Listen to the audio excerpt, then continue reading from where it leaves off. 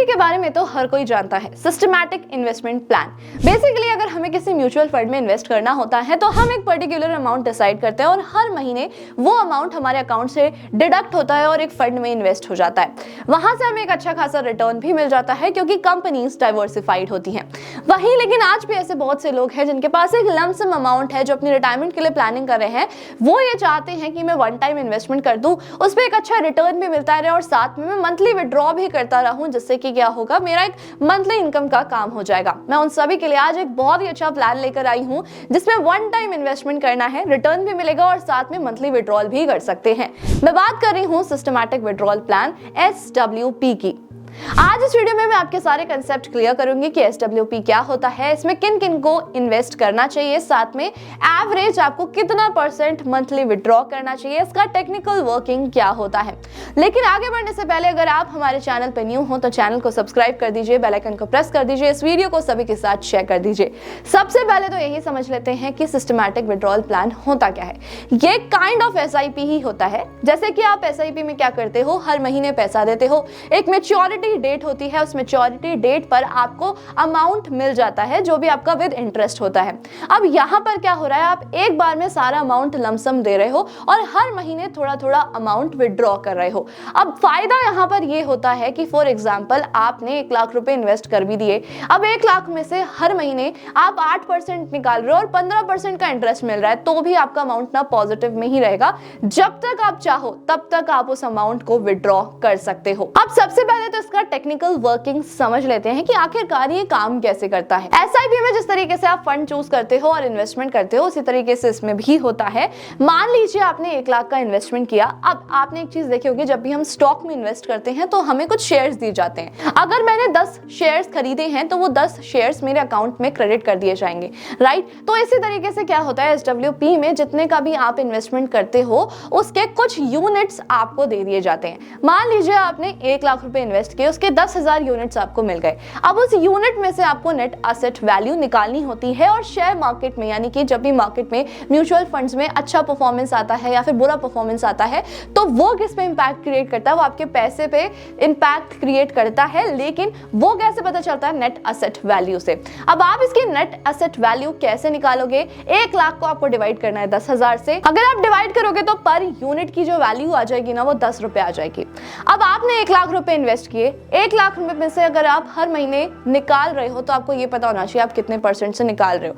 For example आपने जो 1 लाख रुपए इन्वेस्ट किया वो आपने 15% के रेट ऑफ इंटरेस्ट से इन्वेस्ट कर दिया SWP में।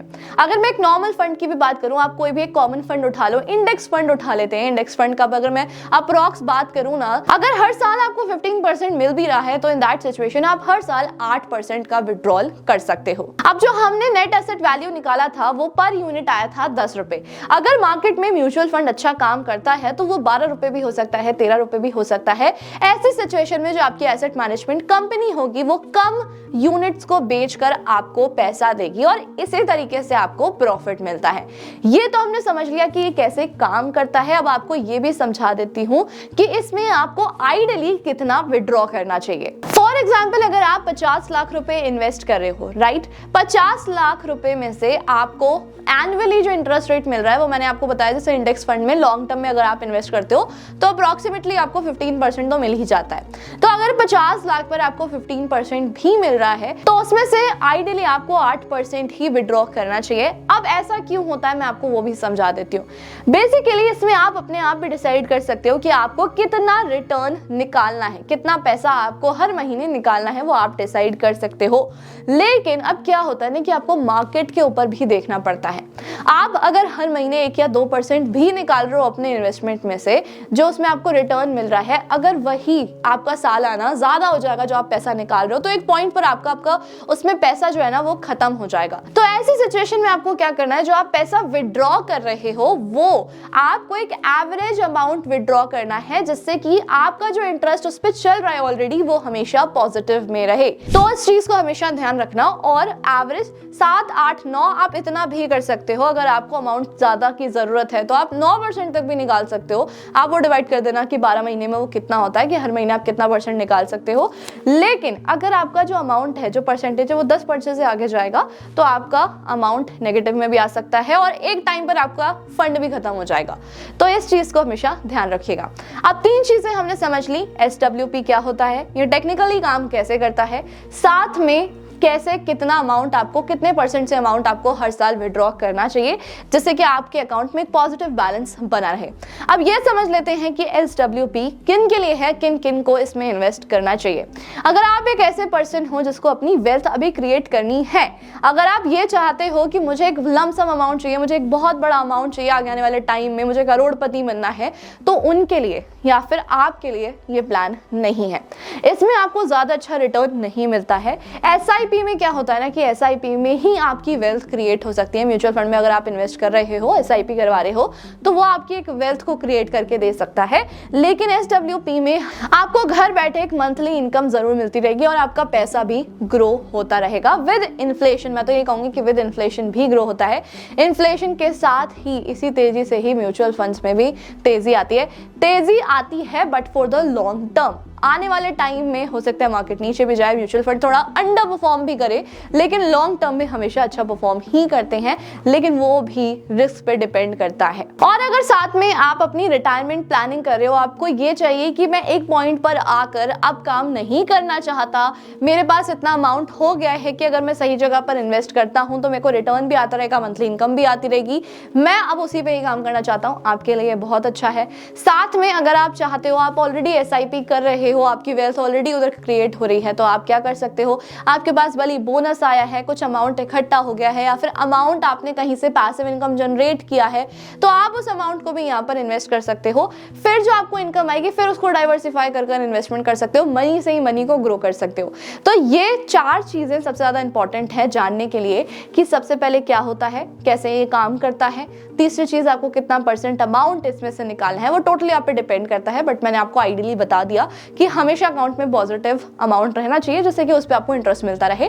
साथ में किस किस को इसमें इन्वेस्ट करना चाहिए। अब मैं अगर बात करूं कि कौन से फंड्स में इन्वेस्ट करना चाहिए, क्योंकि फंड भी काफी तरीके के होते हैं, इक्विटी होता है, डेट होता है, हाइब्रिड होता है, तो आप क्या कर सकते हो, इक्विटी या फिर हाइब्रिड में अगर अभी आप रिस्क बियर कर सकते हो, आपको ये चाहिए कि हाँ मैं रिस्क अभी बियर कर सकता हूँ लेकिन मुझे रिटर्न अच्छे चाहिए, तो इन दैट सिचुएशन आप इक्विटी में जा सकते हो। अब आपको चाहिए कि मुझे बैलेंस चाहिए, ना मुझे इक्विटी में ज्यादा चाहिए ना मुझे डेट में ज्यादा चाहिए, आप हाइब्रिड में जा सकते हो। हाइब्रिड में क्या होता है ना, हाइब्रिड में आपको इक्वली डिवाइड कर दिया जाता है, इक्विटी में भी और डेट में भी। जो एसेट मैनेजमेंट कंपनी होती है वो अपने अकॉर्डिंग इन्वेस्ट करती है कि कहां पर कितना इन्वेस्ट करना है, इक्विटी में कितना करना है, डेट में कितना है, लेकिन यहां पर आपका मिक्स होता है। और डेट म्यूचुअल फंड्स जो होते हैं वो डेट म्यूचुअल फंड्स बिल्कुल सेफ होते हैं, जिसमें बॉन्ड्स आ जाते हैं या फिर बहुत सारी चीजें ऐसी आ जाती हैं, गवर्नमेंट की तरफ से कुछ स्कीम्स आ जाती है जिसमें इन्वेस्ट किया जाता है, गोल्ड भी आ जाता है। तो ऐसी सिचुएशन में अगर आप डेट चूज करते हो आपका रिटर्न काफी ज्यादा कम हो जाता है, काफी ज्यादा तो नहीं, हाँ बट कंपैरेटिवली कम हो जाता है। तो अगर आप चाहो तो आप हाइब्रिड म्यूचुअल फंड्स में जा सकते हो जिसमें इक्वली डिवाइडेड होगा, नॉट इक्वली, वो भी एसेट मैनेजमेंट कंपनी पर डिपेंड करता है और आप पर भी डिपेंड करता है कि आप क्या चाहते हो, आप इक्विटी में कितना इन्वेस्ट करना चाहते हो, डेट में कितना करना चाहते हो। तो वो अगर आप चाहो तो आप इक्वली डिवाइड करके भी इन्वेस्ट कर सकते हो, तो हाइब्रिड में आपको ज्यादा फायदा होता है। सो एट द एंड फाइनली आज इस वीडियो में हमने सीखा कि क्या बेसिकली होता है SWP, कैसे इसमें इन्वेस्ट किया जा सकता है, कितना अमाउंट हमें विड्रॉ करना चाहिए, किसे इन्वेस्ट करना चाहिए और साथ में टेक्निकली ये काम कैसे करता है, और हाँ कौन से फंड्स आप इसमें चूज कर सकते हो। आप इस बारे में क्या सोचते हो, क्या आपके लिए ये प्लान बेस्ट है या फिर नहीं, आप इसमें इन्वेस्ट करना चाहोगे या फिर नहीं, कमेंट करके जरूर बता देना। और अगर अभी तक आपने इन्वेस्टमेंट स्टार्ट नहीं की है तो उसके लिए भी आपको एक डीमैट अकाउंट की जरूरत पड़ेगी, उसके लिए भी लिंक आपको हमारे डिस्क्रिप्शन बॉक्स और पिन कमेंट में मिल जाएगा। आप फ्री में अपना डीमैट अकाउंट ओपन करा सकते हो, उसे शेयर करके रेफर एंड अर्न भी कर सकते हो। इससे अच्छा आइडिया आपको कहीं और नहीं मिलेगा, तो जल्दी से जाकर चेकआउट कर लो। कमेंट भी जरूर कर देना, इस वीडियो को सभी के साथ शेयर कर देना और ऐसे इन्फॉर्मेटिव वीडियोस के लिए हमारे चैनल को सब्सक्राइब करना, बेल आइकन को प्रेस करना बिल्कुल मत भूलना। Thank you so much.